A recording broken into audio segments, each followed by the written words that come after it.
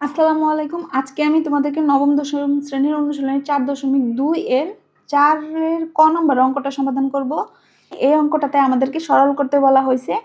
আর সরলের ক্ষেত্রে দেওয়া আছে 7 log 10 base 10/9 minus 2 log 10 base 25/24 plus 3 log 10 base 81/80। আমার ভিডিওটা মনোযোগ সহকারে কোনোরকম স্কিপ না করে দেখতে থাকো। ইনশাআল্লাহ আমি তোমাদেরকে বলবো যে তোমরা অবশ্যই অঙ্কটা বুঝতে পারবে। তো চলো অঙ্কটা শুরু করি। এই লগের অধ্যায়ের অঙ্কগুলোর মধ্যে সবচেয়ে একটা জিনিস হয় যে প্রত্যেকটা লাইনে লাইনে আমাদের সূত্র ইউজ করতে হয়। এই জন্য তোমরা তোমাদের বইয়ের 82 থেকে 83, 84 এই 3টা পৃষ্ঠা যদি তোমরা একটু রিডিং পড়ো, কষ্ট করে রিডিং পড়লে দেখবা এখানে বেশ কিছু সূত্র পাবা। এই সূত্রগুলোকে তোমরা একটা এরকম পেজে লিখে সুন্দর করে লিখে রাখতে পারো। দেখো এই যে 7 আছে, 7টা সামনে আছে আর লগ 10 বেস 10/9। তো এই ক্ষেত্রে এই যে লগের সামনে যদি কোনো সংখ্যা বা কোনো কিছু থাকে সেইটাকে আমি চাইলে এই পাশ থেকে সরাই আমি এই পাশে আনতে পারি। এটা হচ্ছে ঘাতের লগের একটা সূত্র আছে যে আমরা চাইলে এখানে যদি কোনো ঘাত আকারে কোনো পাওয়ার আকারে কোনো কিছু থাকে, কোনো সংখ্যা বা কোনো চলক কোনো যাই কিছু থাকুক সেটাকে আমরা চাইলে সামনে নিয়ে আসতে পারি, আবার সামনে থেকে নিয়ে আবার এখানে দিতে পারি। এটা হচ্ছে একটা ঘাতের লগের এই সূত্রটা।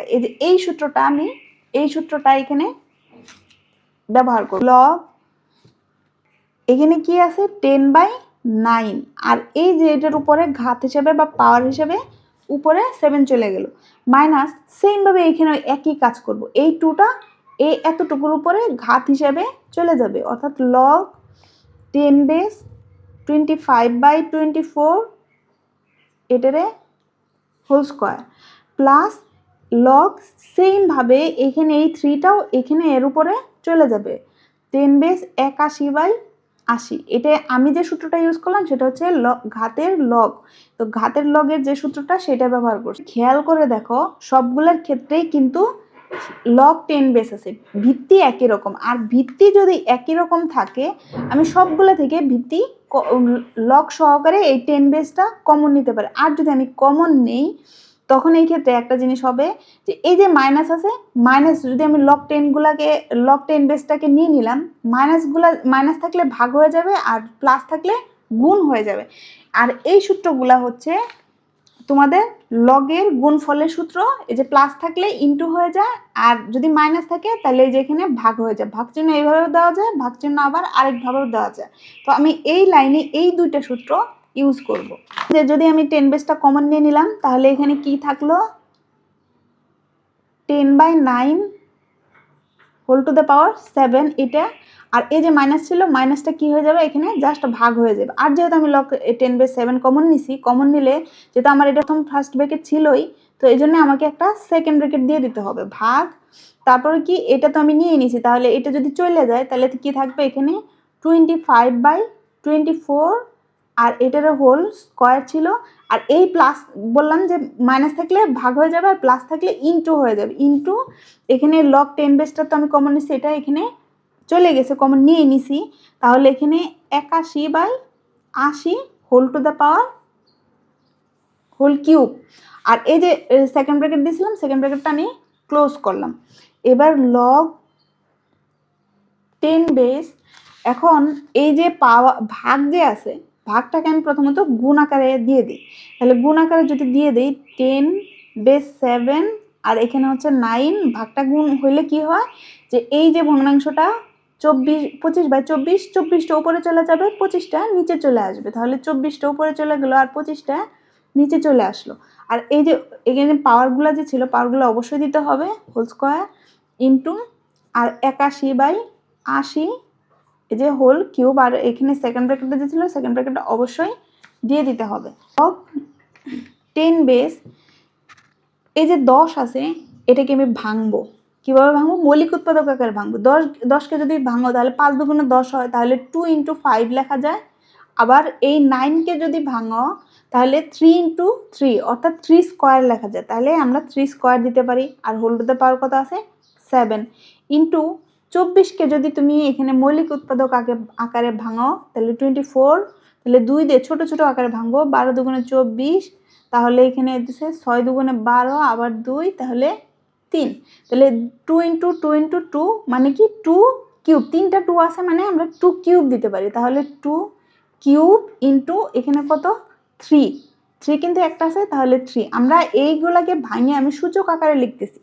তাহলে 25কে যদি ভাঙো তাহলে 5 5 25 অর্থাৎ 5 ইন্টু 5 অর্থাৎ 5 স্কোয়ার আকারে লেখা যায়। আর উপরে একটা যে স্কোয়ার ছিল এটা তো থাকবেই, ইন্টু এবার 81, 81কে যদি ভাঙো কত হয় 9 ইন্টু 9। আবার এই 9কে যদি ভাঙো 3 ইন্টু 3 ইন্টু এই 9কে ভাঙাইলে 3 ইন্টু 3 অর্থাৎ 4টা 3 ইন্টু আকারে আছে, তার মানে 3 টু দ্য পাওয়ার 4 লেখা যায়। তাহলে এখানে আমি 3 টু দ্য পাওয়ার 4 লিখবো। আবার আমি যদি এখন 80কে ভাঙাই, তাহলে আমি যদি এখানে 80 ভাঙাই, 80কে যদি ভাঙো তাহলে 2, তাহলে 40 হবে। আবার 2 দিয়ে যাবে 20 হবে। আবার 2 দিয়ে দেব 10 হবে। আবার যদি 2 দিয়ে দেই তাহলে 5 হবে। এখানে কয়টা আসলো 2 হচ্ছে 4টা, 1টা 2টা 3টা 4টা। তাহলে 2 টু দ্য পাওয়ার 4 ইন্টু এখানে কত 5 ছিল, এই যে 5। তাহলে আমি 80কে ভাঙাই 2 টু দ্য পাওয়ার 4 ইন্টু এখানে 5 লিখলাম। আর উপরে তো এই যে কি whole to the power cube ছিল এটা তো দিতেই হবে। আর এখানে যে সেকেন্ড ব্র্যাকেটটা ছিল অবশ্যই এই সেকেন্ড ব্র্যাকেটটা দিতেই হবে, না হলে কিন্তু অঙ্কটা কাটা যাবে। Log 10 base. এবার হচ্ছে এই যে পাওয়ারটা, এই পাওয়ারটা যে 7টা ছিল এই পাওয়ারটাকে আমি প্রত্যেকটাকে পাওয়ার হিসেবে দিয়ে দিব। আর যখন পাওয়ার থাকে এই পাওয়ারে গুণ করতে হয়। সূচকের অঙ্কের ক্ষেত্রে পাওয়ারে গুণ হয়। তার মানে এখানে 2 to the power 7 into 5 two the পাওয়ার, কারণ এখানে কত পাওয়ার আছে কোনো কিছু নাই মানে 1 আছে, তাহলে 2 এর উপরে 7 চলে যাবে, 5 এর উপরে 7 চলে যাবে। আর এই যে 3 আছে স্কোয়ার আছে 2 আর সাথে গুণ হবে, এটাও পাওয়ার এটা পাওয়ার উপরে সবসময় গুণ হয়, অর্থাৎ 7 দুগুণে 14, এই যে 14 আসবে ইন্টু এখানেও সেম 3 দুগুণে 6 টু দ্য পাওয়ার 3 দুগুণে 6 6 ইন্টু 3 স্কোয়ার আর 2 দুগুণে 4, তাহলে 5 এর উপরে হবে 4 ইন্টু এখানেও 3 4 12, 3 টু দ্য পাওয়ার 12 আসবে। আর 3 4 12 আসবে, 2 to the power 12 into 5 cube. আর তুমি এবার চাইলে সেকেন্ড ব্র্যাকেট দিতে পারো অথবা প্রথম বন্ধনী দিতে পারো, যেহেতু আমাদের প্রথম বন্ধনীর সবগুলো কাজ শেষ। এবার আসো লগ 10 বেস দিয়ে একেবারে এখানে আমি ছোট বড় করে সাজাই নিতে পারি। যেমন 2 to the power 12, 2 to the power 12 হয়েছে, এটাকে আমি সবার আগে লিখে নিলাম ইন্টু তারপর কি 3 আছে, 3 তো আর নাই, তাহলে 3 টু দ্য পাওয়ার 14 ইন্টু দেখো এই যে 5 আছে 5 আছে, তাহলে এই পাওয়ার যখন দুইটার মাঝখানে ইন্টু থাকে ভিত্তি একই রকম হলে দুইটার পাওয়ারগুলোকে কি যোগ হয়, তাহলে 5 টু দ্য পাওয়ার 4 প্লাস 3 লেখা যায়। আর তুমি চাইলে এটাকে একসাথেও লিখতে পারো, 4 7 হইলো। সেমভাবে এখানেও আমি কাজ করতে পারি। যেমন 2 টু দ্য পাওয়ার কত আছে, এখানে আছে 7 আর এখানে আছে 6, 7 আর 6 যদি যোগ করো তাহলে কি আসবে 2 টু দ্য পাওয়ার 13 আসবে ইন্টু তারপর যদি আমি 2 নিছি 3 নিলাম, আবার 3 যদি নাও 3, এখানে 2 আছে এখানে পাওয়ার 12 আছে, দুইটাকে মাঝখানে ইন্টু চিহ্ন আছে যেহেতু আমরা যোগ করব পাওয়ার, তাহলে 12 আর 2 14 হয় 14 ইন্টু তাহলে 5 যদি হয় 5 এর কত আছে 5 টু দ্য পাওয়ার 7। এ হচ্ছে আমাদের লগ 10 বেস। এবার দেখো 2 আর 2 মাঝখানে কি চিহ্ন, মাঝখানে কিন্তু ভাগ চিহ্ন, অর্থাৎ 2 আমি কি নিলাম 2 নিলাম, তাহলে কত আসবে 13 মাইনাস 12, কারণ ভাগ চিহ্ন থাকলে কি সূচকের পাওয়ারগুলোর মাঝখানে বিয়োগ হয়, গুণ চিহ্ন হলে যোগ হয়, ভাগ চিহ্ন থাকলে পাওয়ারে বিয়োগ হবে, এক পাওয়ার থেকে আরেক পাওয়ার বিয়োগ হবে। তাহলে এই যে মাঝখানে কি ইন্টু চিহ্ন দিলাম, তাহলে কি এই যে 3 আছে তাহলে দুইটা 3 যদি করি তাহলে এখানে 3 two the power 14 minus 3 two the পাওয়ার 14 এটা লেখা যায় ইন্টু এখানে যদি করি 5 দুইটা পাওয়ার এর মাঝখানে ভাগ চিহ্ন আছে তাহলে কি হবে 7 মাইনাস 7। তো আমি এখানে এবার প্রথম বন্ধনী দিতে পারি লগ 10 বেস মানে যদি করো 2 এর উপরে পাওয়ার কত আসে 1 আসে ইন্টু 3 এর উপরে মাইনাস করলে কত আসে 0 আসে ইন্টু 5 এর উপরে করো 0 আসে। তাহলে এখন পরের লাইনে যাই, লগ 2 এর উপরে যদি হয় পাওয়ার 1 থেকে তাহলে কি আসবে 2ই আসবে ইন্টু দেখো এখানে 3 এর উপরে পাওয়ার 0 মানে কি আমাদের একটা সূচকের একটা সূত্র ছিল এটাতে পাওয়ার 0 ইকুয়াল 1, সূচকের এই সূত্রটা ছিল।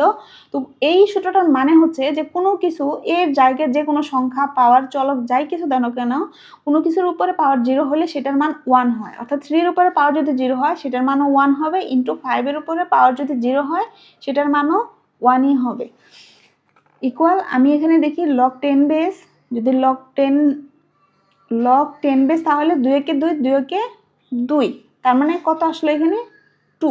তার মানে এইটাই হচ্ছে আমাদের অ্যান্সার।